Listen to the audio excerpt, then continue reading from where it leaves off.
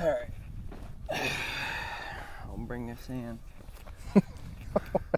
We need to open with prayer. Lord, please help us. Look what we're doing, for goodness sake. It's fine. We need every ounce of Do you want to blessings that you can possibly spare. We'll take the scrap blessings.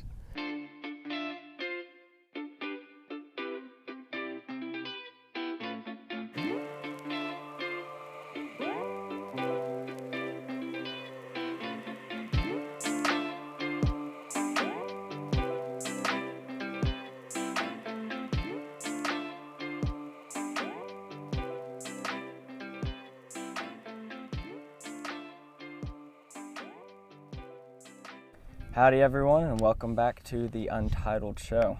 Today we've got my dad, Brian Hawthorne, on the podcast. How's it going, Dad? Hola. We're out at not Lake Dorshak. I keep wanting to say Lake Dorshak. Out at Spring Valley Reservoir. Let's just call it Lake Dorshak. We're out on Lake Dorshak. Got the beautiful Don't look too lake close. behind us. Yeah. Lake Dwarf Shack. Mm. Mm-hmm. I think a dwarf named it after. Yeah. Yeah. Okay, I was actually thinking about this. Yesterday, I was going through talking about camping and stuff like that. And I was talking about Papa and how I've been camping at Washita for years and years, and how we would have never known about it if it weren't for him. But that got me thinking, I really don't know the origin story at all to Lake Washita. I know Papa discovered it or whatnot, but tell me about just how it came about camping at Lake Washita and how you discovered that. That's a good question, actually. But first, I can't get, since I said dwarf shack, now in my head I'm picturing shack as a dwarf. And it's... Right? Somebody get AI on that. Yeah. That's funny. That's a rough one. Shack dwarf. Man. Okay, so here is how we ended up at Washita. So for probably the first, I don't know, 8 to 10 years of my life, we never went to Washita. Never heard of it. Yeah. Didn't know it. We camped at Millwood some. We camped at Greason or Narrows. We always called it Lake Narrows. I don't know when it got changed to Greason, but it did. But we stayed at Narrows a lot. That's where we primarily stayed. You know where I'm talking about, right? Lake Greason? I don't think so. You went there. It's the closer one to our house. Okay. Remember we went one time and it was us and the Nixes and the Turners and maybe you were too young because you don't remember the floating trampoline. We had that on that trip. What? Yeah. Yeah, we had a huge inflatable trampoline. Is that one of the things when you're on this side and then you jump on this and it shoots you out? No? No, it was, picture a huge inner tube yeah. I don't know. It was a solid 8 to 10 feet across, 8 feet across, and this big around, right? And then in the middle of it is a trampoline, like a bounceable. That's crazy. Right. That's right? insane. Isn't that cool? Yeah. And it had a rope around the outside so you could tie and then anchor it to the bottom. So the kids loved that. It was like their floating dock, whatnot. That's crazy. But you don't remember that? I don't think so. Golly, how young. Man, I'm 5 years from Lex. Trying to think of some other time. I know we went there multiple times. Maybe it was when you weren't there yet. Back before I was alive. Yeah, or maybe you were just teensy-inksy, and from then on, we went to Washita instead. Yeah. So Washita it's just better. It's larger, so it's less people. Greason or Narrows was more of a party lake. That's also the lake. Have you ever heard us tell the story of watching the moron ski into the bank and break his neck in 3 places? No. Yeah, and what? we had to stay with him for 2 or 3 hours waiting for EMTs to get there. Oh my gosh. Yeah. That happened at Narrows too. That's insane. It was a party lake, so half the people you saw there were drunk and idiots. So They were college students or high school students that were drunken idiots, and Yeah. yeah. Well, we can tell the skiing idiot story some other time, but okay. So this is how Washita came about. Mm-hmm. So we're going along, and my best friend when I was young was Chris Edwards, right? Like he was really like, I'm talking about young, like before we moved to Cook Road over there, when I was still over in Hope and everything. I really just had one friend. I had a cousin that lived down the road named John Boy, but John Boy. yeah, John Boy and them were kind of weird. Yeah. They were like, you know, like, how do I say this? They were like one of those country denomination weird. You know what I mean? Okay. Like, I don't know. I don't know how to put it. I don't want to offend anybody, so I'll just move on. But you know, that type of Christians that are like real, like you don't do this and you can't say that or something. You're going straight to hell or something. Oh like yeah, that. yeah. It was just kind of weird. And then we didn't go to church at all. So I'm trying to remember what her name was, like Aunt Jama May or something like that. It was What? I can't remember her name, but she didn't want me playing with John Boy that much because I was a bad influence. But Were you a bad influence? I think first time I ever prayed in my life was with John Boy. Yeah. Yeah, we were trying to build up the courage to ride our bikes off of this, like basically, well, in my eyes then it was like a 2,000 foot sheer drop, right? Yeah. Like we're going off of El Capitan, you know, at Yosemite Park. But really it was probably like a 10-foot slope, you know. But the whole way down there were sticker bushes. Oh my gosh. The whole thing was just sticker bushes. And we were going to go over the edge and ride our bike through. They were kind of matted down a bit, so we were thinking our bikes would go over. And they did for the most part, but we wiped out a few times at the bottom. But we said our prayers at the top. Yeah. And we survived it, so I'm We said our prayer. thinking the Lord was there with us. But Were you a bad influence? Was his mama right? I don't think so. Okay. I don't remember. Just a good old boy. Yeah, I don't remember being a bad influence in any way. Or not really. I could be wrong. So you're still living in Hope, right? Yeah, that goose got my pork rind up there. Oh, really? Yeah, that was meant for the critters, not you. Yeah, these geese. Uh-oh, look, the critters moving in. We got a battle going on off camera here, guys. Sorry. Goose versus critter. Yep. Those aren't groundhogs, are they? Aren't groundhogs Yeah, I a little think bigger? so. Or chipmunks. Look at him. He's like, man, I didn't. I don't think you're gonna beat that goose. Yeah. Man, these geese are ruthless, man.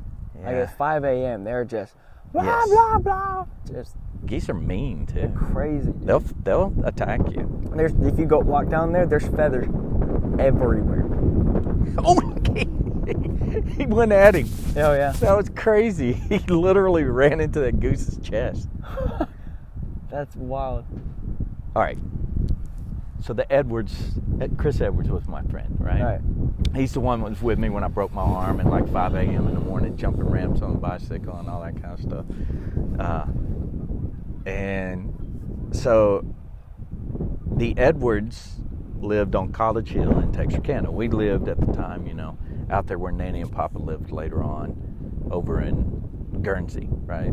Guernsey, Arkansas. That's where I was living at the time. And Dad was friends with Mike Edwards at Cooper Tire, and our family were friends with them. They would come over. So if anybody was coming over for like a thing, like they would come over and help us blanch corn or put up our greens and stuff. They would help us put up stuff all the time. But we had like 3 or 4 acres of gardens back then. So we put up large amounts. They would come over and help, and we would send a lot of it home with them. Oh, really? Yeah. That's cool. And we would eat copious amounts of corn. Oof, or I love corn. Something like that. Yeah. But anyway, we were really good friends with them, and they had a neighbor Mike had started going camping with his neighbor, and his name, to this day, I remember it because it was unique. It was Mr. Mooney. Or Mr. Moon. We called him Mr. Mooney, sometimes Mr. Moon, I think was his actual name, but I think the kids called him Mr. Mooney. So,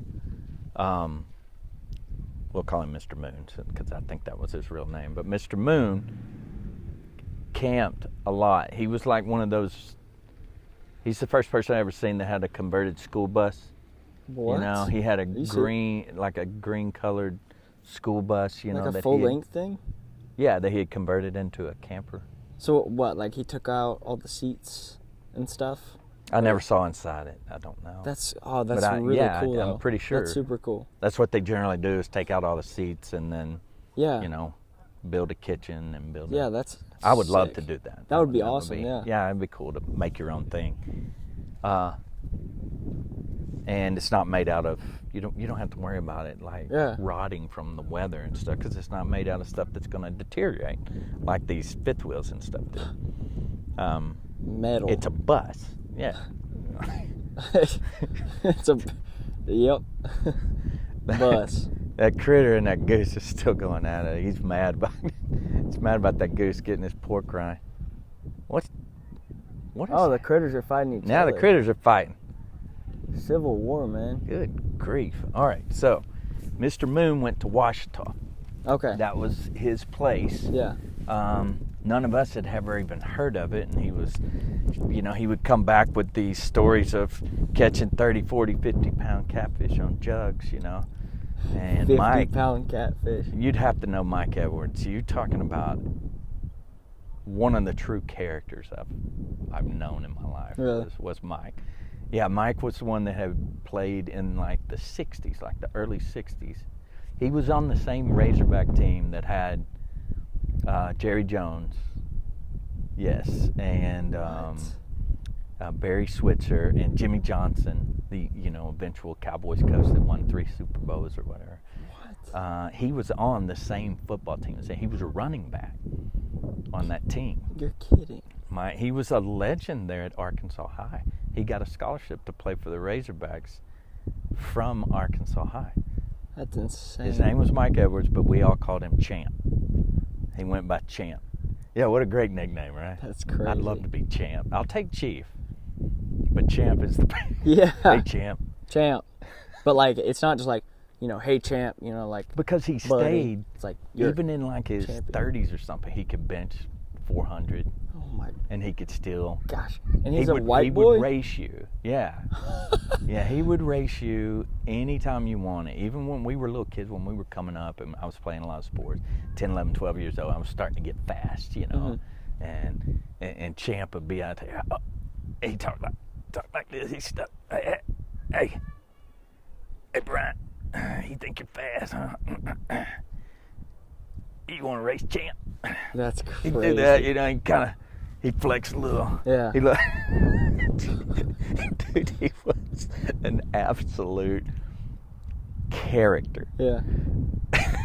One of my favorite scenes of Champ. I know I'm getting way off subject. No, here, please. but we'll get back to it. Dad would go, even when they were older, Dad would go camping with just Mike. And this one time, and I would come up there and spend they would be camping at Washita, and I would come over from college and spend 3 days with them or something like that, go back to school. And this one time, we're doing really well on jugs. And they caught quite a few, but there was a jug they had put out there, off of the bank, between Big Fur and the marina, right? So you picture the jug out there. Champ had put it out there. It was Champ's. Hey, because he called Dad Mud. Dad's nickname was Mudcat. Mm-hmm. Hey, Mud, it's gonna be the big one there. He talked like that. Okay, Dad was always, because Dad's mellow, a lot like her. He's pretty straight down the middle of the road, yeah. And Champ's not, right?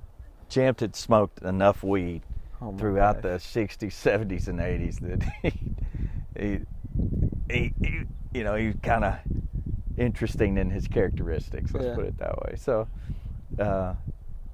Mud, that's going to be the one right there. And so at some point, that jug, Champ saw the jug go under. Okay? So he knows there's a big one on it. Mud, we got him. You know, we got to go get him. And Dad's like, okay. I think, Dad was in the middle of doing something. All right. During this time, I'm down there with him. Like, do you see it go under? I'm talking, yeah, look at it, it's running. We got to get to him. And then he yells at Dad, like, I'm not going to take my eyes off of it. You go get it. I'm going to watch it, because he sees this boat coming. And it's coming like between the two islands out there, heading towards the marina. It's heading straight towards the jug. What? Champ gets the idea that this guy in this bass boat is coming after his. Yeah, he's taking Champ's prize. Trophy blue cat, right? So he, I can see him to this day. He throws his shirt off and jumps up. He's probably 50, 60 years old, but he's still a big man. Yeah. And jumps up he's standing on that, the point on top of that picnic table. And he's all flexed up. Mud, I got him. Mud. But you better get out there. He's trying to get our jug.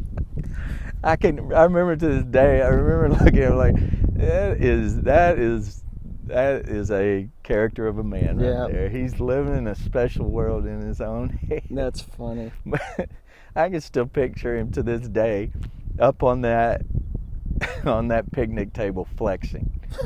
And he still had broad shoulders and a big chest. I mean, his gut was, Oh my gosh. Mud. Yeah. Mud. That's funny. Yes. And we did get about a 25-pound blue cat. No way. Yeah, we did. Oh my gosh. Yeah, it was a big catfish. It wasn't close to any of our biggest, but she'll eat. Yeah, she definitely eat. But Champ, it was a 50-pounder. Dad and I put it at 25, 30, something like that. Golly. That is killing me. I moved way over there so I get out of that smoke. It's just blowing straight into my vehicle continuously. You may close the trunk. Yeah. Just hit the button.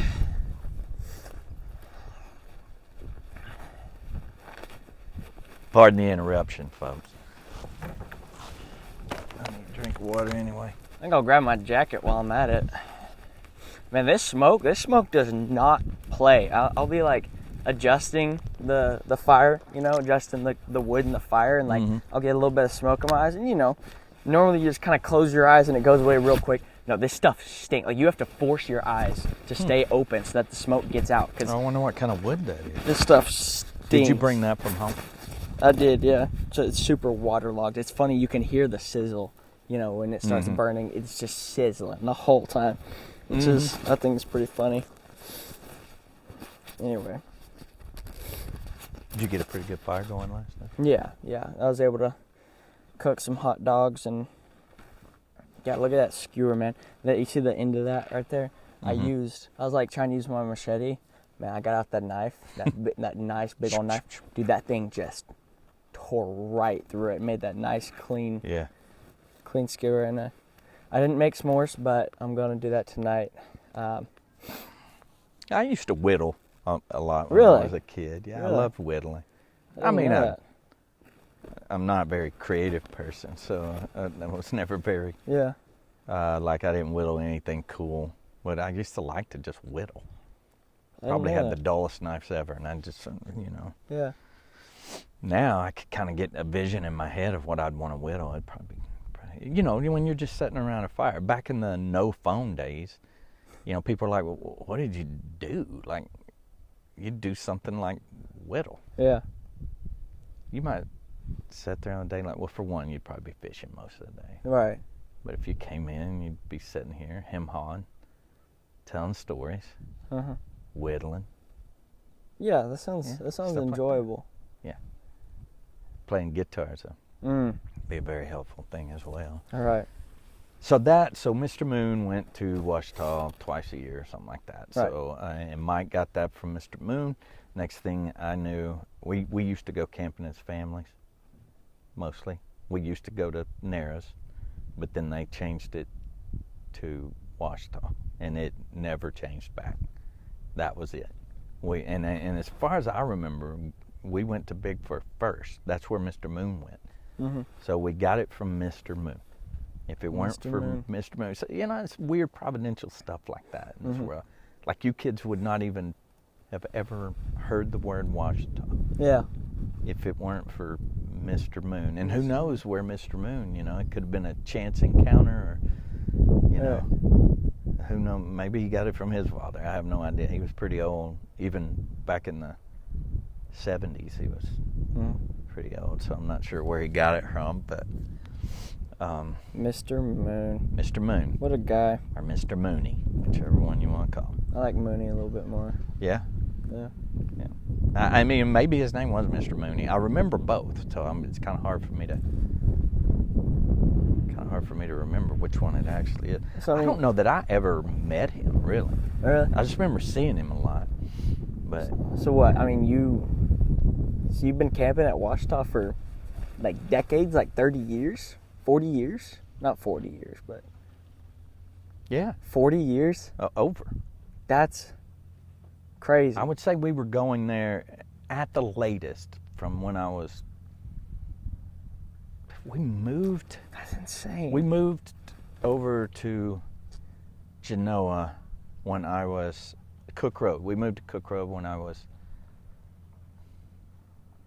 11. I think 11, or fixing to turn 11. The summer of 10 years old. Mm. So that would have been 1979. And my life really kind of started then. Yeah. And before that was kind of boring and, Down the road. kind of rough at times. Mm-hmm. Yeah. It was, that elementary school was, hope was not for the faint. I mean, you just had to fight. You had to fight, and you got beat up sometimes, and sometimes you beat up, and it's just the way it was. And I don't know. And I was a mischievous child, stole a lot.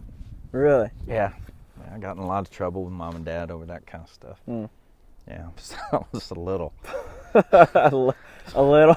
Man, the worst was a little the crap. time Uncle Terry, had made, I think it was $200, and I mean, that might as well be $2,000 today. Yeah. I'm talking about $200 in like probably 76, 77, something like that. He had made like $200 like working, I don't know how long, and probably a lot hauling hay, right. For somebody. And I thought it would be there'd be a large amount of candy I could buy with $200. How old were you? 7, 8 years old. It's crazy. Maybe 9 at the latest. I would say 7 or 8 probably. Yeah. We'll go with 8. I'm like an 8-year-old me. I'm watching that $200 go in his sock drawer, and I'm like, that's a lot of now and laters. Now and laters are about. Dude, now and laters, bring them back. I mean, they're still around. They were the king back then. Red Hots, they're Lemon great. Heads, and now and laters were the king of candy. Now and laters are still around. I love those. Love those. Mm-hmm. So what'd you do? I don't even know if Starbursts were around yet. Probably not. It was, the bricks of now and laters, right? Mm-hmm. And they were probably 10 for $1. They were probably 10 cents for those back then. And the boxes of Red Hots were 10 cents. And I'm like, $200, that's going to buy like 20 packages of Now Laters probably. I'll be in the Now Laters I can buy them from my friends and everything. Mm-hmm. And here's the thing, there was going to be one place that I would have access to, a store where I could get candy that my parents would not be aware. All right, and that was, so check this out. So the bus I took, it went to the high school first and dropped people off at the high school, Hope High School, right? And it stayed there, and the teacher or the bus driver would get out. I don't know what the bus driver was doing, but there was little to no supervision on that bus for like a 15-minute time period. The store was across the street. I'm 8 years old. So that morning, I steal Uncle Terry's $200. And I formulate my plan. So the school bus pulls up to Hope High School. Bus driver gets off with all the seniors or whatever. I see my opening. So I bolt. I bolt for the store. You have to cross like one of the main roads, like like Jefferson or something. Oh my gosh. So I run across Jefferson. I run in the store. And I put like 10 or 12 things of Now Later, Red Hots, whatever, up on the counter. And I flash a C note. Fling! Like, hey, Yeah. lady. Cha-ching! Yeah. Like, I can make it rain all day long with Now Laters, right? All right. So she's like, I don't remember what she said, but that should have been my first sign that she was a little suspicious of this amount of money. I don't know how this ends up getting back to someone that could get me in trouble, but somehow it does. I don't know if I have that lady to blame or some kid later told off that I had $100 in my pocket or something, but somehow I did make it back with the Now Laters. I mean, my plan went off without a hitch. You spent $200. No. No, I think it would have been better if I did. I probably spent like $4. Yeah, I think I got a Yoo-hoo too. Okay, so there's still $196 left. So I threw a Yoo-hoo in there. Yeah. Okay. At least. Well, hey, Stay with me. The story's not. Okay. So, I don't remember exactly how, but at some point during the day, I feel like it was comments made by my teacher. It becomes known to me that my parents have been informed that I have a large amount of money in my pocket at school. You run for it. I'm busted. You run for it. I'm busted. Do I run away from home now? That was in my plans. But I wasn't prepared. You've got $196. Yeah. That's you can. I could have probably gotten somewhere with it. Maybe I could have bribed the bus driver to drop me off somewhere or something. Right. I don't know. But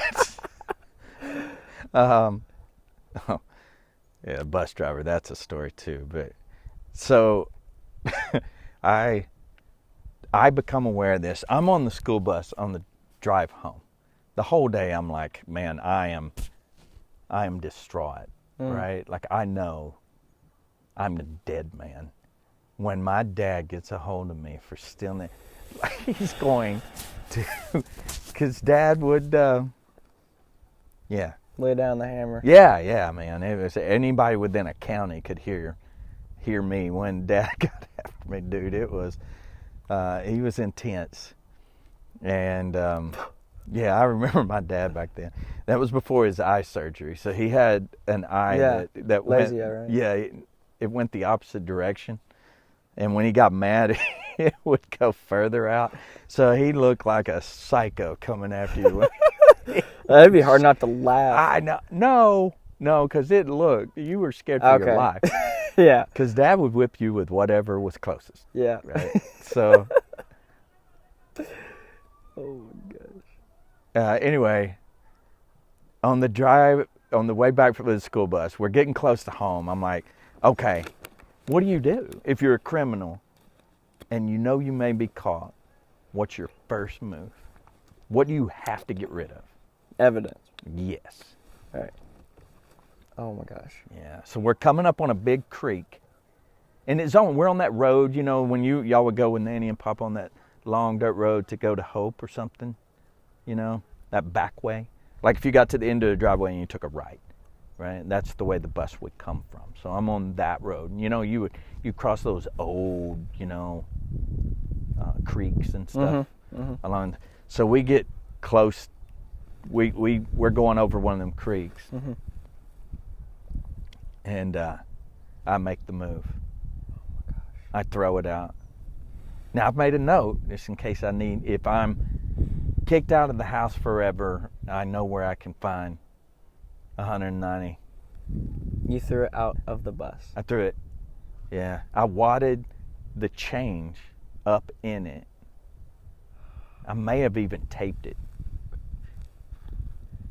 And as soon as we got to that creek. You threw it in the creek? Huh? Did it make it to the creek? Like in the creek?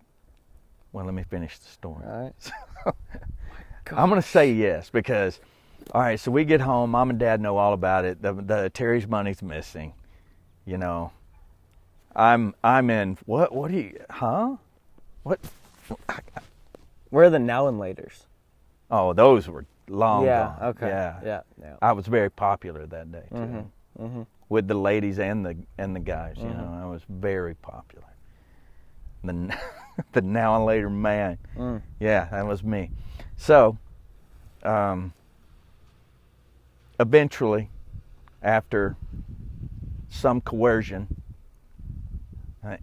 and tactics that I think are approved by only the CIA, Mm-hmm. maybe dark corners of the NSA, something like that. Mm. I revealed, you know, what had happened. You know, that I had thrown the money out kind of as like a future stash, you know, if I needed to. And I remember going with Dad to show him where I threw it. And there was no finding that money. Yeah. We never found. If somebody found it or I did such a good job of wadding it up with that change that it just went to the bottom of that creek, never to be, I don't know. I threw $1,000 into a creek. That hurts. Yeah, That hurts a lot. Yeah, Nobody wins. No. Nobody wins. No. Now and laters don't win. No. Terry broke even because Mom and Dad did what Mom and Dads do, right? They paid the price for their children. They gave Uncle Terry $200. Yeah. Wow. Well, I did not know this was going to go this. Children out there, life of crime. It don't pay. Life of crime. Well, don't it could pay. have, you know, but It could. you're going to have to go on the run and get rid of the evidence. Quickly. Yeah, quickly. It's hard to do at 8, so Yeah. I'd suggest at least 10 to 12. That's So. wild. But you know, for the most part, that wasn't the end of my stealing days. I think I hit up a few other things in that. me and Tubbs had we had a phase.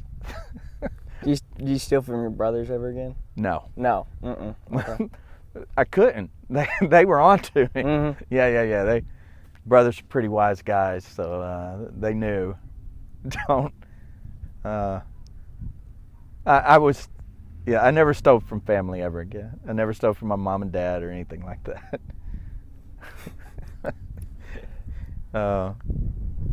I might have confiscated a fishing lure or two. Yeah, later on from Walmart. You told me about that. Yeah. So dumb. Heck, I mean, I confiscated some caramels from Walmart. I saw this like shelf of caramels. Yeah. Just like salted caramels. Like, sounds pretty good. I had these cargo shorts on, and they got the pockets right here. So I just opened the pocket and I just like put them in my pocket. Like, I'll eat those later. Did you know you were No, stealing? I did not. That's No. the thing. I did not know I was stealing. I just walked out. That was it. How did you not know you were I stealing? don't know. I was like, I always I say mean, I'm if it was all 8, free, just grab it off. you know? You thought maybe, you know, just a little bit, like nobody cares. I really don't think I thought I was stealing. Yeah. I don't know. Yeah. So that's how we learned. That is how we learned about Washington. Yes. Yes, it is. Yeah. Wild. But yeah, Hope was Hope was a rough school, man. Yeah. And that stealing was pretty common. Like kids stole from you, Mhm. and you either fought or you just gave it up. And Did you have like lockers and stuff with locks on them, or? no, we were not in elementary school. Oh yeah, that's fair. No. I remember getting to like. I told you the trapper keeper story. Maybe once. I don't remember it though. When like the toughest guy in the school stole my trapper keeper. No, I haven't heard this. Golly, man, trapper keepers were. What is? They were what gold back then. What is that? A trapper keeper? Yeah. Shoot, man. All you older folks know what I'm talking about. So it's it was premium, like prime 70s plastic, right? Okay. Yeah, folder thing, right? That would, let's see, you had a Velcro. This is early Velcro, only Velcro I had known about it. You would, which was magic back then, right? So, and there was like a little lid over here, like you would, so you got one edge of it here, and you open it like, and then you flop that open, Right. and you've got like possibly up to 5 or 6 little folders in there. And you got sleeve over here. Yeah. And a sleeve on the back side of those folders. That's a high quality. Yeah, like you got a spiral thing you Right. can open, right? Okay. Plastic also, not metal. Yeah. Premium Premium plastic. plastic. Yeah. And the trapper keeper could be, I think mine might have been some kind of sports guy. I don't think it was anybody I cared anything about. But it was a trapper keeper. I mean, there were commercials for trapper keepers. It sounds cool. It sounds like something you could find at any dollar store now, right? For $1.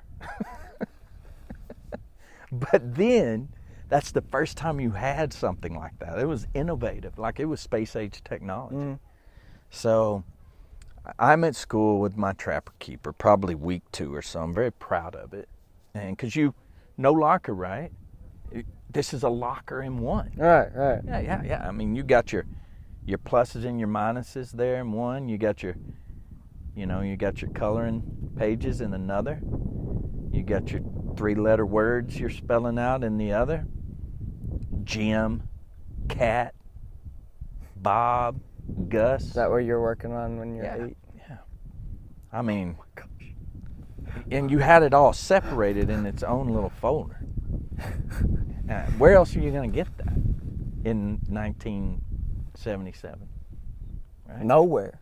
You wouldn't get it in Russia, I guarantee you that. That was United States of America prime plastic. So, about week 2, we go to recess or something like that. And some of the boys decide to come back a little early. I miss recess. One of them, I don't know what his actual name was. Maybe his name was CA. But I'm 56 years old now, and I can still remember that he was called CA. I'm pretty sure, I don't know, we were in 4th grade, something like that, maybe 3rd, 4th grade. I think CA already had a mustache, you know. Of course he did. Yes. And so he was the toughest guy. We played Killed the Man with the Ball at recess, you know, and I'm just this little white boy, you know. But I mixed it with all of them, you know, because what you did. But CA was the fastest and the strongest always. All right, so CA has my trapper keeper. So I decide to go with the law on this one, right? So I raise my hand, and the teacher says, you know, can I help you? And I said, well, he has my trapper keeper. CA's got my trapper keeper. Okay, CA, is that true? Do you have Brian's trapper keeper? No, he gave it to me. This is my trapper keeper. Oh, no. He gave me this trapper keeper. Oh, no. Now he's trying to take it back. Brian, is this true? I'm not gonna lie. That's a pretty good move. What that is, he's laying out for you. Do you want me to beat you to death over or you want to give up this trapper keeper? Right. I appreciated that it was laid out for me right there on the table. Yeah. So, you know, I feel like, like this is one of those times in the movie where you do like the thing and you can hear them talking in their head, and you've got a 2-minute pause there while the calculations are going on.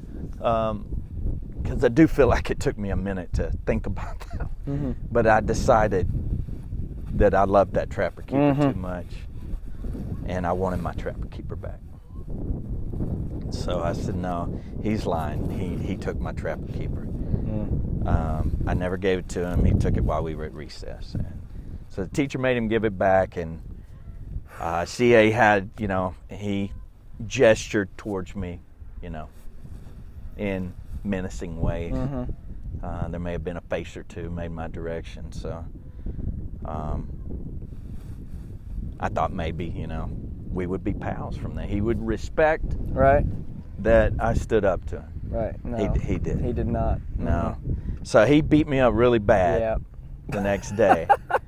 He beat me. Now, how does this look? Like, what does this look like? Because, I mean, you're not out in front of the school. No, it's just recess. And you're playing Kill the Man with a Ball. There's one teacher watching like 80 people. And we look like, like what are the flocks of small birds, like swallows or something like that. He's got a Honda Civic with a spoiler on it.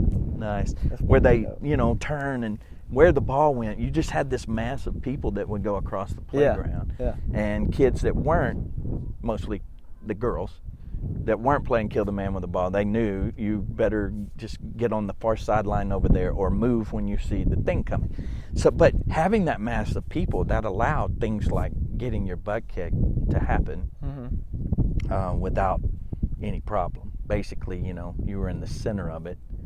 And he stomped me pretty good. That entitles, punch in the gut, punch in the face, probably rubbing the, face in the ground, probably a couple of kicks. Somebody else might have got one in there too. Just kind of catching strays. Yeah. I'm not even sure I fought back, but in the middle of it, I got pretty angry because I thought, like, that's enough, it's man. like Come the on. half of it. The first half of it was okay. I'm willing to pay that. I knew I was going to pay this price for this trapper keeper. And it's probably worse if I fight back. So I don't want to say I took it. I think I got shoved down from behind to begin with, and then I was just kind of beat on for a little bit. But then it just kept going. And then I was like, I got a little scared. And what you do when you get scared, like, you get angry. And I did. I got angry, but there wasn't much to do about it then. And I didn't tell her anything. Right? So that was over. But I got him. I was still mad. Like, I don't remember if it was later that day or another day, and he was standing by a brick wall by where the buses pull up. And it was before the buses got there, and I looked to the right and I looked to the left. I didn't see. And I just absolutely, like, in the side of his head against that wall. And it was a crack, blood, crying. Oh my. Yes, sir. Gosh. He was crying? Yeah, I totally. It was a total sucker. Oh my. I wasn't going to go up straight on and say, put up your dukes, sir. Gosh, man. No, I just let him have it. It was probably one of those from the, on the side of the head, man. How that hurt your hand? I don't remember that. Too much adrenaline pumping. I got, and then I got tore up for that too. I got a spanking. But guess what? CA and I, for like the next 2 years that I was in Hope. Thumbs up, no problems. Never had another problem. Never had another fight. I respect that. So. That's funny. Yeah. I like that. Yeah. So, kind of a crazy story, but. Even though you got a spanking for it, I bet Papa, he understood. I don't know if they ever knew anything about that. No, I mean, you got tons of spankings back there and without your parents even being notified. Funny. Yeah. So, but yeah, I won't forget that because I kind of learned a lesson. Like, I mean, you can only acquiesce, so far. You can't. If I'd have let them steal my trapper keeper, they'd have stolen whatever they wanted. I mean, eventually you have to. But I'm putting my thievery in context here, people. it wasn't, like something done in New York. It was like done in my classrooms daily. So what you're saying is, when you stole the $200, Uncle Terry should have beat you. He wanted to. Your dad didn't let him? No, he not as bad as when I shot him in the face, though. Oh my gosh. He wanted to kill me. With the BB gun? Yeah. Yeah, that's right. Yeah, I shot him. Wait. In the mouth. But okay, I BB thought there was a story about like Uncle Terry shooting you or something that went in the side of the eye, like into that canal or something. That was Sean Mahaffey. Oh my gosh. He shot me right here with a BB gun. I turned my face, and so it went in here, traveled all the way underneath my skin, and stopped right there. Yes. So you didn't know about it for years, without right? the Lord, I'm wondering if he could have possibly killed me with a pellet gun. Probably not. I mean, you would think, knowing what I do about anatomy, that it would seem. But he's really close to being able to at least blinding me. Yeah, totally. Right? It could have severed a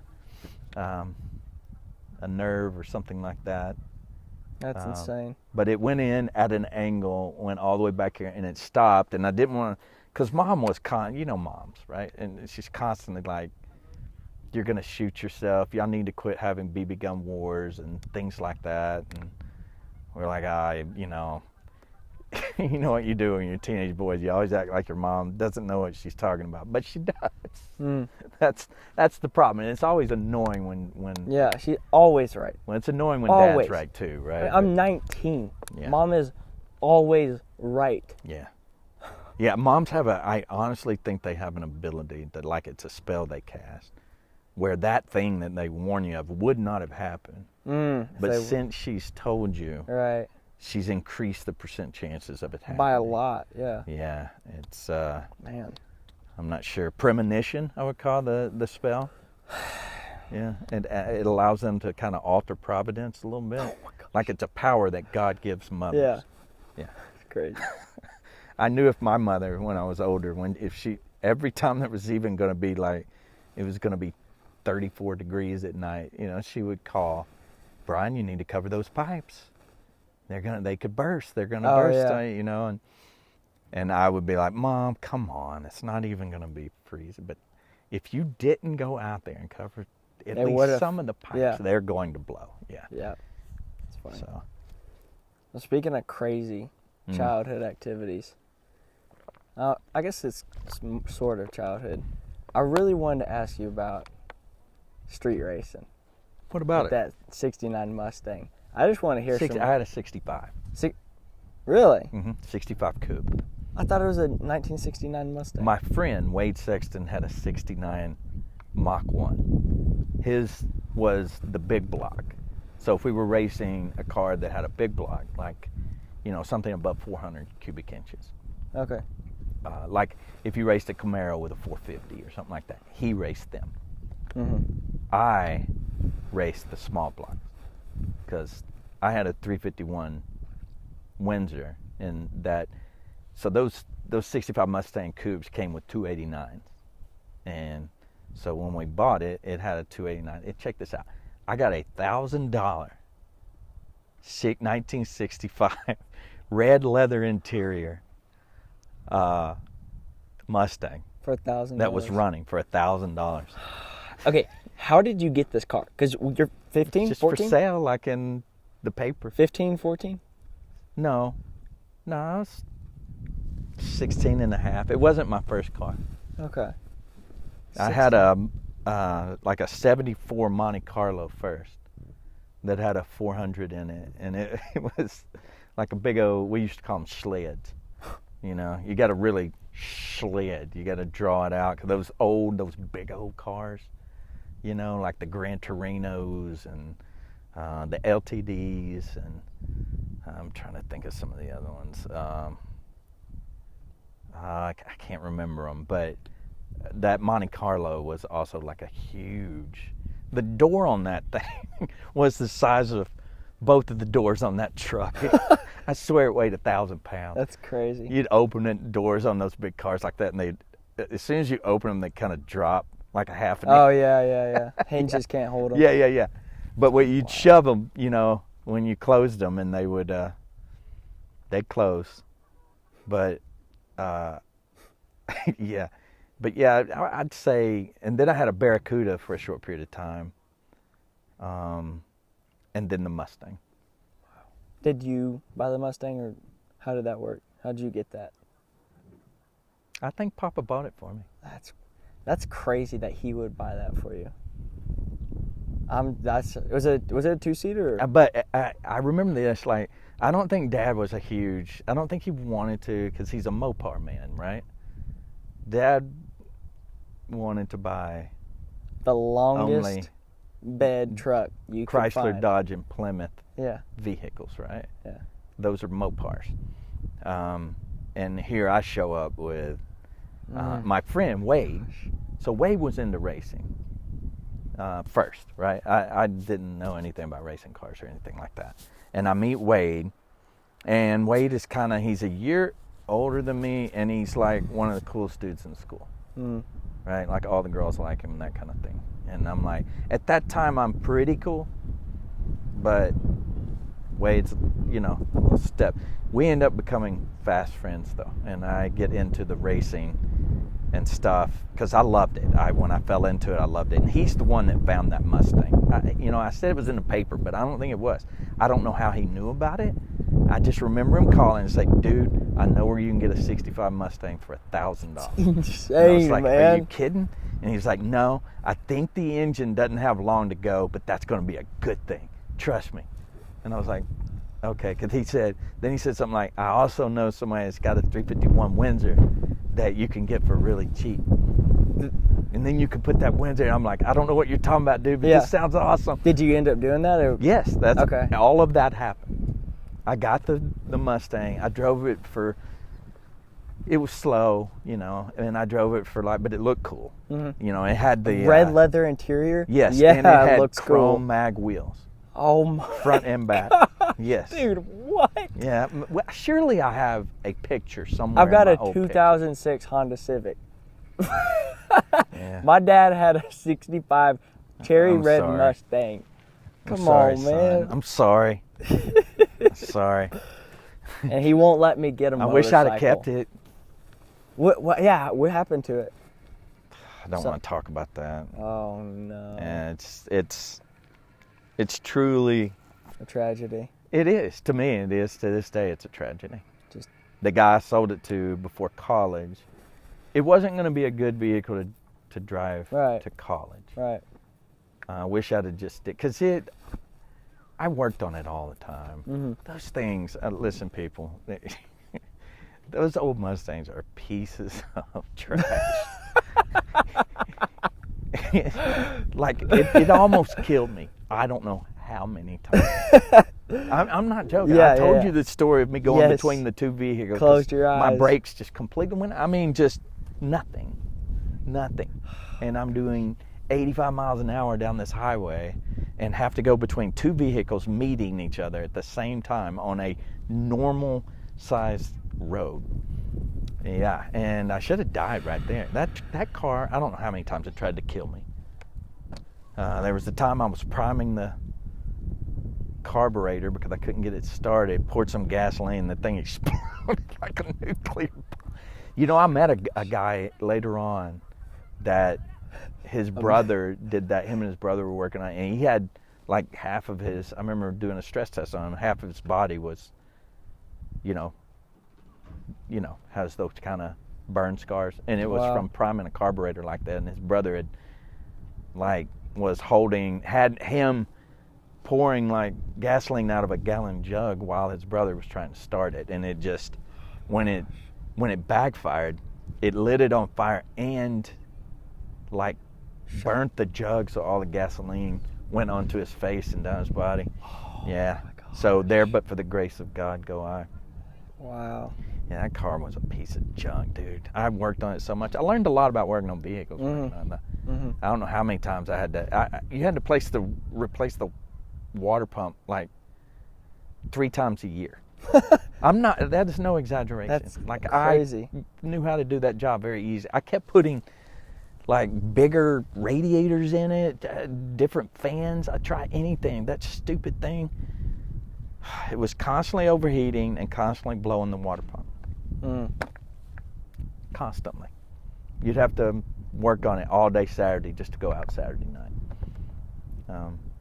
But when you got out Saturday night, when you got man. it running right. Whew. Yeah, I bet. Yeah. I bet. Yeah, That's it crazy. was precious. Precious. We had a lot of fun racing. So That was interesting days. what was the guy's name again that told you Wade. that to Wade Sexton. Wade. Okay. Mhm. So he was already into street racing, Mhm. and he got you into it. How'd that work? How does that work? Like, what street racing? How does that work? Wow. Okay. So Texarkana back then, Friday and Saturday nights, everyone went to Spring Lake Park. Mm-hmm. Okay, Spring Lake Park was open all the way till 10 or 11 o'clock at night, I think. And at that point in time, it was a circle drive. So when you came around, you know where the big bathroom thing is? It's kind of by the lake. You know, it's not close to the disc golf course. You have to walk down there. Okay. No? Kind of. You know where the lake is, Yeah. right? Mm-hmm. They I think I know. What they you're talking cut about. off the road there. Yeah. Where you can't, when you go around now, you have to turn right and then go out I think I of know the what park you're talking about. Yeah. and all that. But back then, you could stay in the park and drive around, and you had in the park you have all these different parking lots. Mm. Well, basically each school kind of had a parking lot that was like their parking lot. Each school. Yeah, the surrounding schools like Pleasant Grove, So it was Liberty like Ilo, a team, like Texas quote High, unquote team Arkansas thing. High, and we had No way. Genoa had a particular Yeah. parking lot that we met at. No way. Yep. Okay.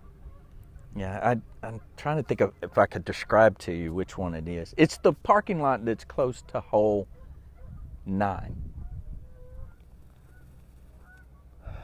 Hole 9 is the forehand hole. Yeah. Yeah. Over by like the grills and stuff. Yeah. Yeah, that parking lot. Okay. That's where we hung out on Friday and Saturday night. That's crazy. Yeah, it's weird. I always have like these Vivid. so many memories, Yeah. there that you never even know about. You see the park's place to go and play disc golf. Right. And it was when I was 15, 16, 17 years old, it was the place, right? Right. So what you would do if you wanted to race or challenge somebody, and what they would do to you is, let's say we were parked. Usually we went out in Wade's. Occasionally we'd go out in mine, but usually we went out in Wade's Mach 1 because he was kind of the king dog. Like his car was super fast. Yeah. His dad worked on it with him a lot and stuff like that. And I can't. Like my vehicle is just getting murdered by this smoke. All my windows are down. All right, let me finish the story. I can roll them up real quick. So Wade, we would be parked there in that parking lot, and these guys would come by, and you watched. I mean, a lot of times you didn't even park; you just drove. Yeah. So you'd be in the line. There'd be 200 cars, right? And you just drove around about 2 or 3 miles an hour, and you're looking at girls, and they're looking at you, and there's whoop whoop and hoo hoo, and 200 whatever, right? cars. And this car may be playing Journey, and the next one's playing AC/DC or whatever, and yeah, you can picture it. This Okay, is maybe bigger I'm than I exaggerating. I don't know, thought. 50 cars, whatever. Still, but yeah. you were in a train. You weren't racing around the park. You were cruising. Right. So you were cruising through the park, and so if you wanted to race somebody, when you got up by their car, you would, Yeah. or you would push a clutch in, and that was a challenge. Do you want some? Yeah. And so you'd get in your car. If you wanted to race them, they'd go all the way around, and then when they came by again, your car would be started, and you would Mm-hmm. or you would be at the exit of that parking lot. They would slow down and let you out, Mm-hmm. and then y'all would go to wherever you wanted to race, which we typically raced We called it the Hush Puppy. This is insane, by the way. Why? This is crazy. It was just racing cars. Yeah, I know, Had a but good time. like, just people don't like. This doesn't happen anymore, man. Like this kind of stuff, people don't do this kind of stuff really anymore. This is just not crazy as in like you're so stupid or anything like that. Just crazy as in like this is so foreign to me. You know, something like this. That's true. Please continue. This is riveting.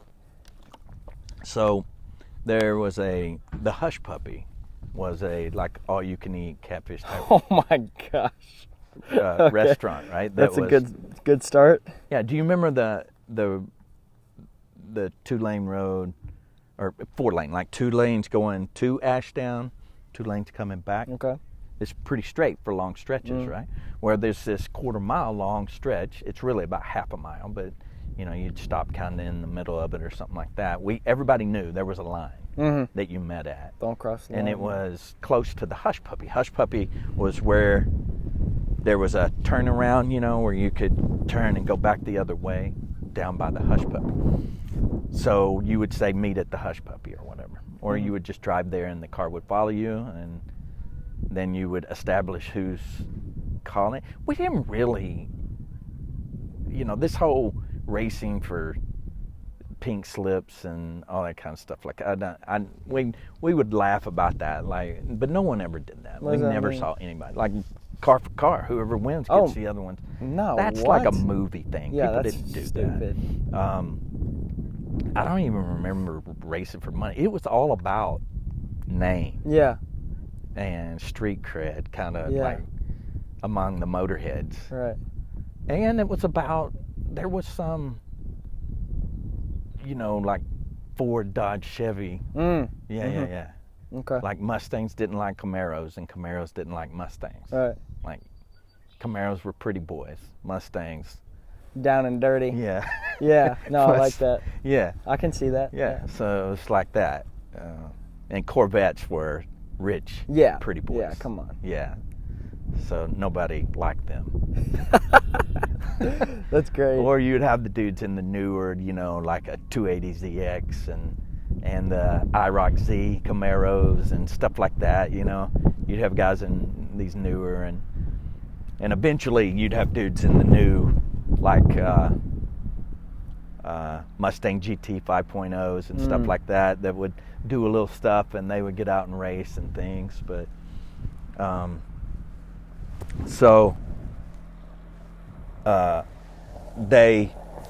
we would meet out there at the Hush Puppy, and you would establish who was the flag, right?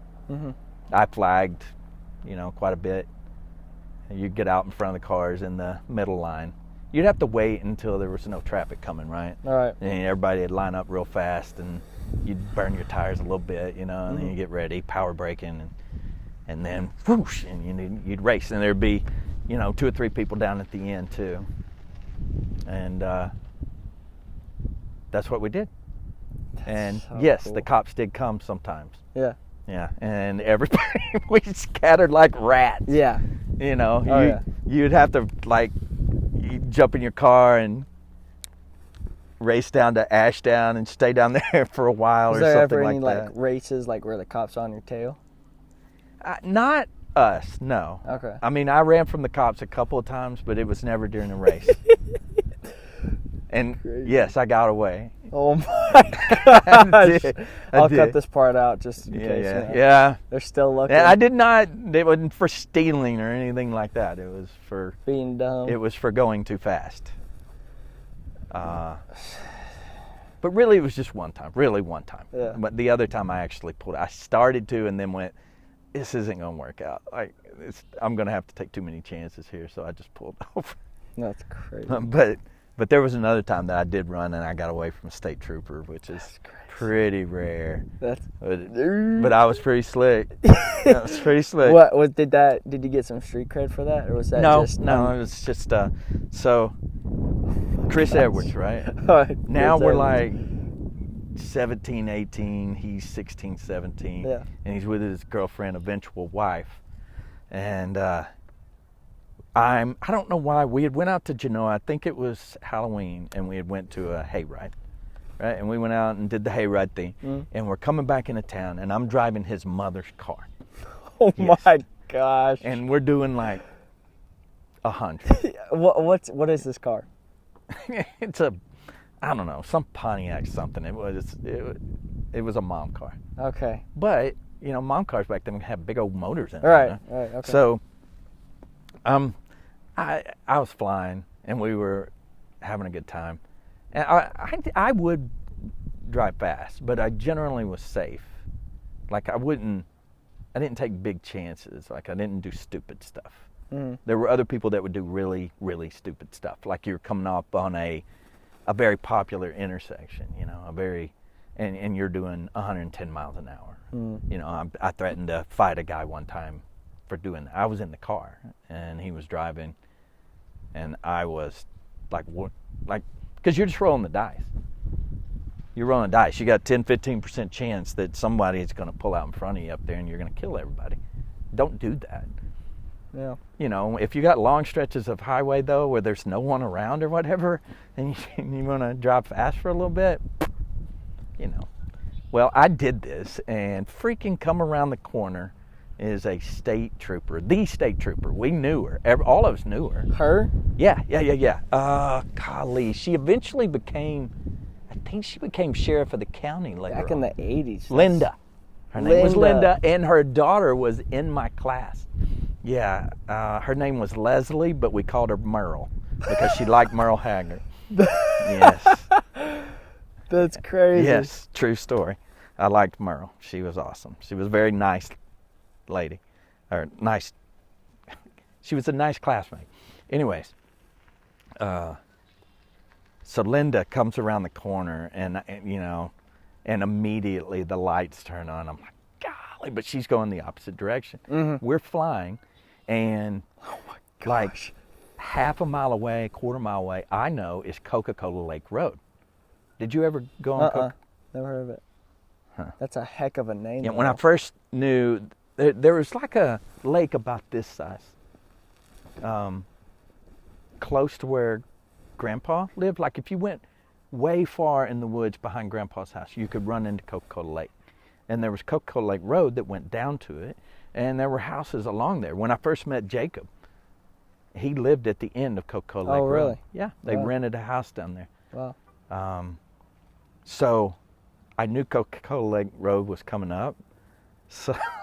So I floored it. I didn't break it. I floored it and got up there, slowed down, turned down Coca-Cola Lake Road, and then, this is going to be bad. I think it should be fine. It's going to head back towards my vehicle again. So I get going down that road pretty good, the dirt road, right? Mm-hmm. I throw it in neutral and turn the lights off. What time is it? But you can't touch the brakes. But we can't see. So I'm going off of memory. The red lights, yeah. Yeah, and I think, hang on a second. I think I did that at first and then knew, wait a minute, I have probably 10, 15 more seconds before she gets back up here. And you could kind of through the trees. It's like it was over there a ways. You'd be able to see her go by on the highway. Because the way it was designed is like, how do I put it? Like this is the highway I was on. Okay. Coca-Cola Lake Road cut back like that. Yeah, okay. Right? So you would turn right into it and it would go back kind of parallel with the highway. So you'd be able to see. Yeah. And you were kind of down below it like this. So you would be able to see her go by. That's perfect. Up here, right? That is perfect. So, but I suddenly had the thought of like, she's going to see me on the main road. But there were like these little trails that cut off of Coca-Cola Lake Road. And so I turned the lights back on real fast. I saw one of the trails. It's just wide enough for a car. I turned down that trail and I was kind of touching the brake a little, no lights on, until we had the windows down and I was yelling at them to shut up so I could hear. And then I heard the sirens coming and I let off the brake. And we had like, I'd say a 4-second count, like 1, 2, 3, 4, where we're on a trail in the middle of the woods, trees on the other side, lights completely out, it's pitch dark, and I'm just hoping that I don't run my buddy's mother's car Into like a tree or something. into a tree. Which she'd have forgave me because she loved me. She was, you know, she was Micah Nawita. That's what I called her. So, and she'd known me since we were little babies or whatever. Yeah. So, but then I said, wow, wow, wow. And then I hit the brake, you know, and turned the lights back on. And Chris is like, dude, that was intense. He was like, that was crazy. I can't believe you did that. And then I backed up real fast and went further down Coca-Cola Lake Road, and we sat down there in the dark for like 15 minutes. But didn't she just go down though? No, she went by on the highway. Oh, she didn't. Oh, she didn't. She's trying to catch us, yeah. Okay. She never caught us. What do you think would happen if she watched this podcast? I'd be surprised if She was alive. Yeah, I'd be surprised if she's alive. That's crazy. I'm sure Merle's around somewhere. Merle. I think I saw her at our one. I'm pretty sure she was at reunion. Yeah. Class reunion. Yeah, and I called her, hey, Merle. That's great. I want to say she was now a cop or something. I can't remember. That's wild, man. Yeah. Wow. Yeah, Linda was not a woman to trifle with. But she had caught me at least twice in my Mustang speeding to school and let me go both times. Really? Yeah. Wow. Because I was a nice guy. I was nice to her daughter. Yeah. She knew.